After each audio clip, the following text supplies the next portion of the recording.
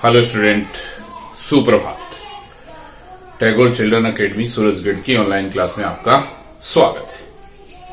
देखिए, अब तक अपन जो प्रकरण पढ़ रहे थे वो थे व्याकरण के, यानी ग्रामर टॉपिक जो है वो अपन पढ़ रहे थे। अब अपन आज से आरंभ करते हैं अपनी पाठ्य पुस्तक में पहले अपन 3 पाठ का अध्ययन जो है वो कर चुके हैं। उसी क्रम को आगे बढ़ाते हुए आज हम पढ़ेंगे अपना जो एक चौथा पाठ है, चतुर्थ पाठ है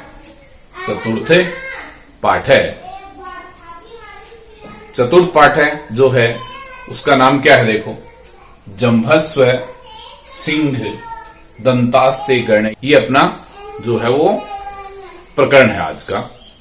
ये एक क्या है? नाटक है। और कहां से अपनी जो पाठ्य पुस्तक है, क्या नाम है पाठ्य पुस्तक का?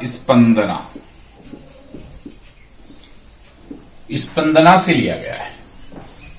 तो क्या है? एक नाटक है। और कहां से? अपनी पाठ्य पुस्तक स्पंदना से इसको जो है वो संकलित किया गया है। देखो, स्पंदना में जो ये नाटक है, ये एक पुस्तक अपनी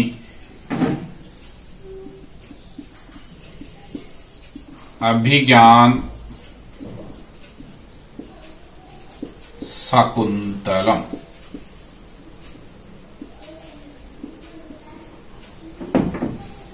अभिज्ञान शाकुंतलम एक संस्कृत नाट्य ग्रंथ है। तो ये जो अपना नाटक है, जंभस्व सिंह दंतास्ते गणिष्यति, ये इस अभिज्ञान शाकुंतलम नाट्य ग्रंथ के 7वें अंक से लिया गया है। किससे लिया गया है? 7वें अंक से, यानी अंतिम अंक है इसका 7वां।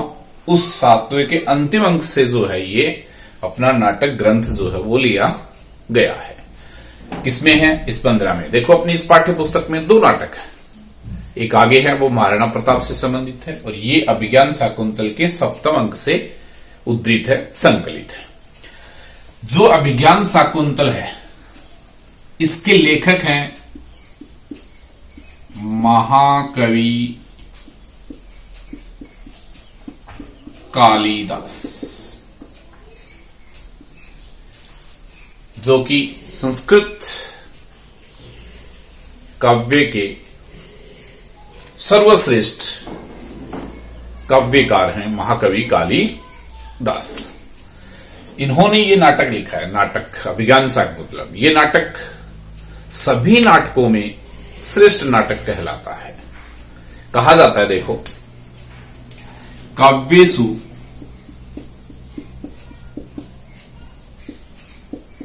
नाटकम रम्यम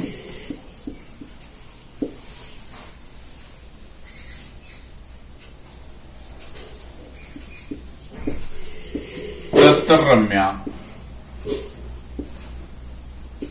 शकुंतला।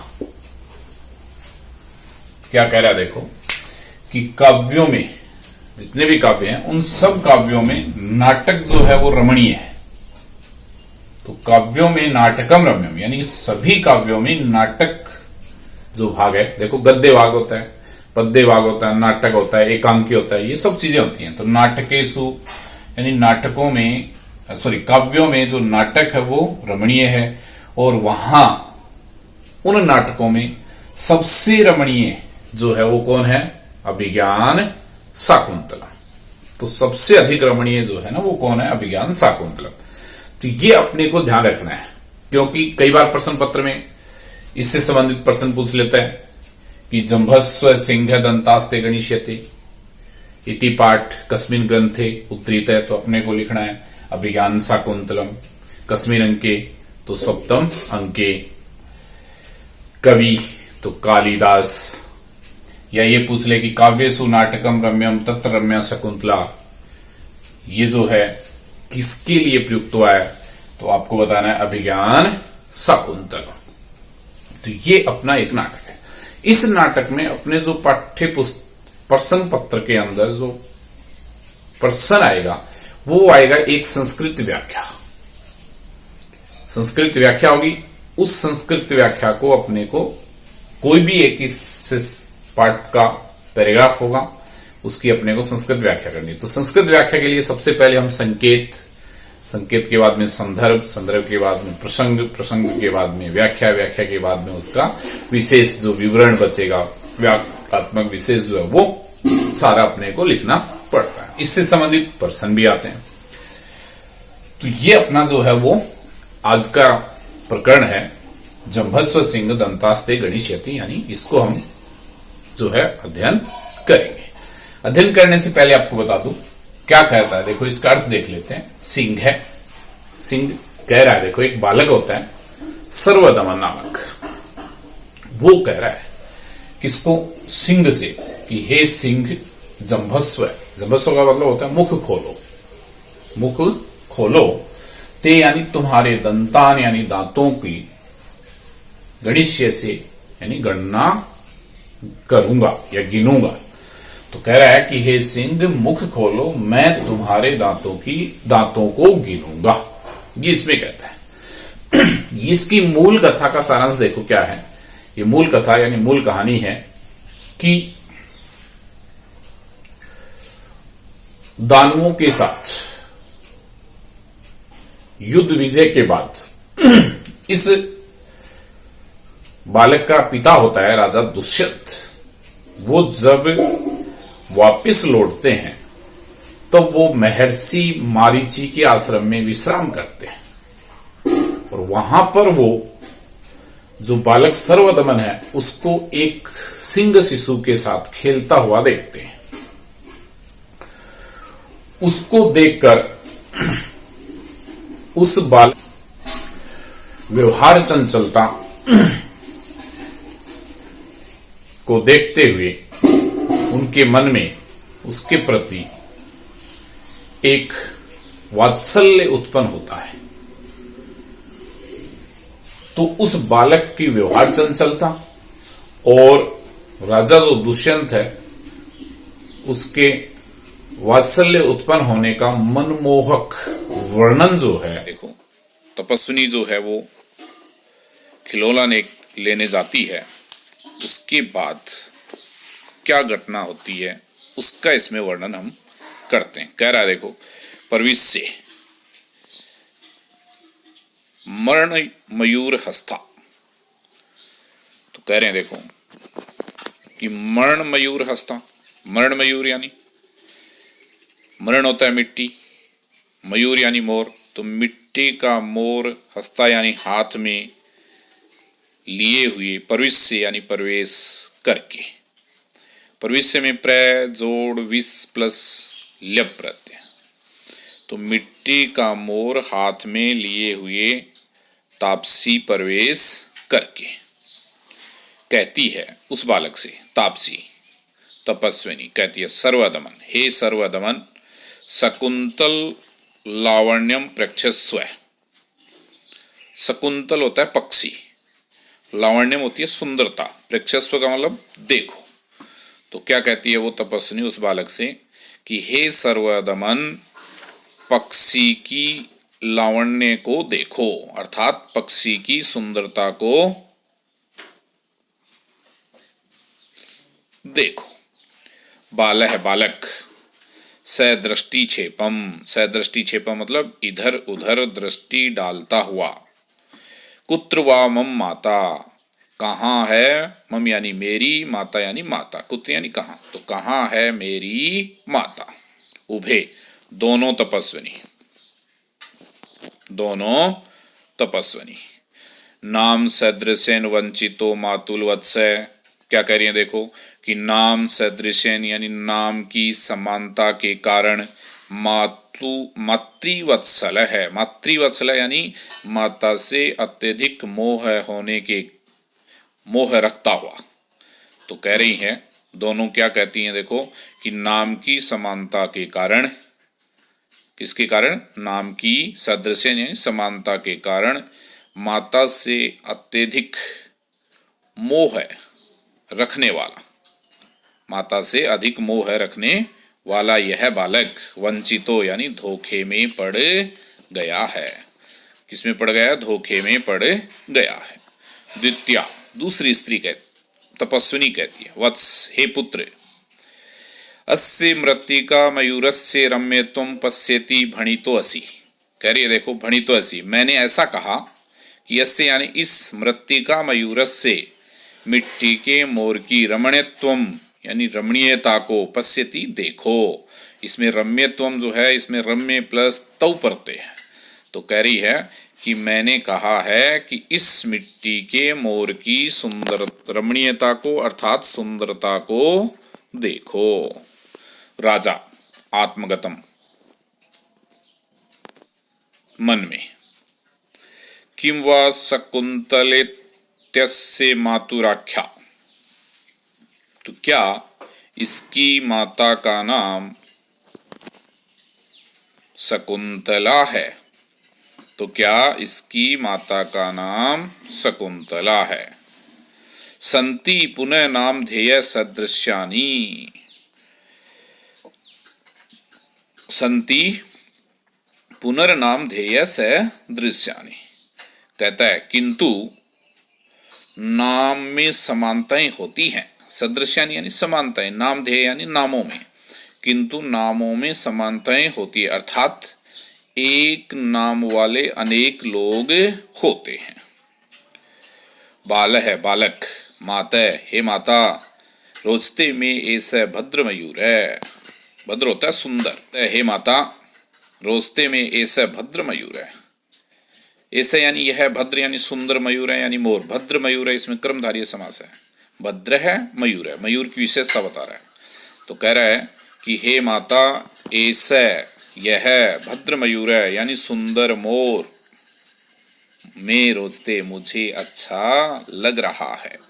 इति क्रीडनकम आदते, ऐसा कहकर खिलौना ले लेता है। प्रथमा पहली तपस्विनी कहती है देखो, विलोक्य देखकर, विलोक्य देखकर, सोद्वेगम घबराहट के साथ। तो विलोक्य यानी देखकर, सोद्वेगम यानी घबराहट के साथ। सोद्वेगम अव्ययभाव समास है, उद्वेगम सहितम, तो घबराहट के साथ। अहो अरे रक्षा करंडकम अस्य मणिबद्धे न दृश्यते, कह रही है देखो कि अस्य यानी इसके, मणिबद्धे मतलब होता है कलाई, तो इसकी कलाई पर रक्षा करंडकम यानी रक्षा सूत्र न दृश्यते दिखाई नहीं दे रहा है। तो अरे इसकी कलाई पर रक्षा सूत्र दिखाई नहीं दे रहा है। अलम आवेगेन, घबराइए नहीं, ननु इदम अस्य सिंह सावक मर्दात परिभ्रष्टम, कह रहा देखो कि इसके द्वारा, अस्य यानी इसके द्वारा, सिंह सावक, सिंह के सावक को विमर्दनात् यानी खींचने से, ननु यानी निश्चय ही, इदम यानी यहां, परिभ्रष्टम, परिभ्रष्टम यानी गिर पड़ा था। तो कह रहा है कि घबराइए नहीं, इसके द्वारा सिंह सावक को खींचने से यहां गिर पड़ा था। इति आदत्तुम इच्छति, ऐसा कहकर उठाना चाहता है। इच्छति का मतलब चाहना, तो ऐसा, आदत्तुम यानी उठाना, तो ऐसा कहकर उठाना चाहता है। उभे दोनों तपस्विनी, माँ खलु एतद अवलंबे, बोलती हैं, कह रही हैं कि इसे मत उठाइए। अवलंबे का मतलब होता है रोकना, मत उठाना, तो इसे मत उठाइए। कथम क्या, ग्रहीतम अनेन, अरे इसने तो उठा लिया, अनेन यानी इसने तो, ग्रहीतम यानी उठा लिया।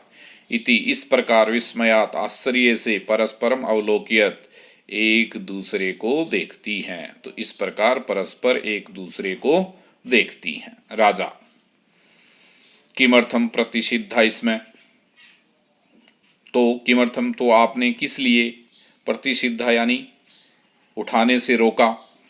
प्रथमा कहती है, सुनोतु महाराज, हे महाराज सुनो, ऐसा अपराजिता नाम औषधि अस्य जात कर्म समय भगवता मारीचेन दत्ता, यह अपराजित नामक औषधि इसके तो यह अपराजित नामक औषधि इसके जन तो ऐसा अपराजित यह अपराजित नामक औषधि इसके जात कर्म के समय भगवान मारीची ने दी थी। एता किल है इसे केवल माता पितरावात्मानं च वर्जित्वा अपरो भूमि पतिताम न गृह्णाति।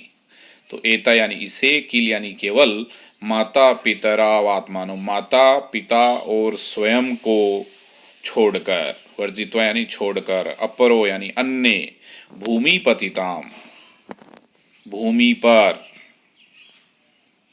गिरी हुई को, न गृह्णाति नहीं उठाता है। तो अन्य भूमि पर गिरी हुई को न उठाता है। अब माता पितरावात्मानं में ना, तो इसको जब अपन करेंगे तो क्या होगा, देखो माता पितरौ प्लस आत्मानम, और यहाँ पर आपकी जो है अयादि संधि है, माता पितरौ प्लस आत्मानम। और माता पितरौ को जब अपन करेंगे उसमें समास द्वंद्व है, माता च पिता च। देखिए इसके बाद है राजा कहता है अथ गृह्णाति, अगर उठा लेता है तो। प्रथमा कहती है ततः तम सर्पो भूत्वा दस्ति, ततः यानी तब, तम यानी उसको, सर्पो यानी सांप बनकर, भूत्वा यानी बनकर, दस्ति यानी काट लेती है अर्थात डस लेती है। राजा भौतिभ्याम कदाचित अस्य प्रत्यक्षीकृता विक्रिया, राजा कहता है कि भौतिभ्याम यानी क्या आप दोनों ने, कदाचित अस्य यानी कभी, इसका इस प्रकार का, प्रत्यक्षीकर्ता यानी प्रत्यक्ष रूप से, विक्रिया यानी विकार देखा है अर्थात सांप बनकर काटते हुए देखा है। उभे कहती हैं अनेक से, अनेक बार। राजा सहर्षम प्रसन्नता पूर्वक आत्मगतम मन ही मन, कथम इव मनोरथम अपि मे मन, कथम इव संपूर्णम अपि मे मनोरथम न अभिनंदामि। तो कह रहा राजा देखो, सहर्षम प्रसन्नता पूर्वक मन ही मन, कथम इव तो फिर क्यों न मैं, संपूर्णम यानी अपने पूर्ण हुए भी, मनोरथम मनोरथ को, न अभिनंदामि अभिनंदित न करूं, तो फिर क्यों न मैं अपने पूर्ण हुए भी मनोरथ को न अभिनंदित करूं। इति बालम परिस्वज्यते, ऐसा कहकर बालक का आलिंगन करता है अर्थात बालक को अपने गले से लगाता है। बालक कहता है उस राजा से, मुंच मां मुझे छोड़ो, यावन मातु सकाशम गमिष्यामि, अब माता के सकाशम यानी पास, गमिष्यामि यानी जाऊंगा, तो अब माता के पास जाऊंगा। गमिष्यामि गम धातु लिट लकार उत्तम पुरुष का एक वचन है, तो अब मैं माता के पास जाऊंगा। राजा पुत्रक, हे पुत्र, मया सह एव, देखो यहाँ पे सह एव में सह प्लस एव वर्दी संधि का उदाहरण है, और सह के योग में तृतीया, तो मया में तृतीय विभक्ति है। तो कह रहा है राजा उस बालक से, सर्वदमन से, कि हे पुत्र, मया सह एव, मेरे साथ ही अपनी माता का, मातरम अभिनंद्रिष्यसि, तो मेरे साथ ही अपनी माता का अभिनंदन करोगे। बालक कहता है मम खलु तातो दुष्यंत, कह रहा देखो कि मेरे पिता, तात यानी पिता, दुष्यंत है, कह रहा है कि मेरे पिता तो दुष्यंत है, न तुम नहीं। राजा सस्मितम मुस्कुराकर, ऐसे विवाद एव प्रत्यायति, कह रहा देखो ऐसे विवाद एव, यह विवाद ही, प्रत्यायति यानी मुझे विश्वास दिलाता है। प्रत्यायति का मतलब होता है विश्वास दिलाना, तो यह विवाद ही मुझे विश्वास दिलाता है। तो यहाँ पर आपका जो ये पार्ट है चौथा, ये समाप्त होता है। इससे संबंधित एक संस्कृत व्याख्या आएगी आपके प्रश्न पत्र में, उसको अपने को करना है। उस संस्कृत व्याख्या का पहले संकेत प्रथम अक्षर और डॉट डॉट लगा के अंतिम अक्षर लिखेंगे, कोई भी पैराग्राफ आएगा इनमें से, फिर उसका संदर्भ, प्रसंग, फिर उसकी संस्कृत व्याख्या और उसके बाद उसका विशेष अपने को इसमें करना है। तो ये सारी जो है व्याख्या प्रसंग संदर्भ वो आपको मैं भेज दूंगा। इसमें से आपको कोई भी एक पैराग्राफ जो है वो प्रश्न पत्र के अंदर निश्चित तौर पे ही आएगा। अभ्यास प्रश्न है वो आपको गृह कार्य में भेज दिए जाएंगे, वो आपको करने हैं।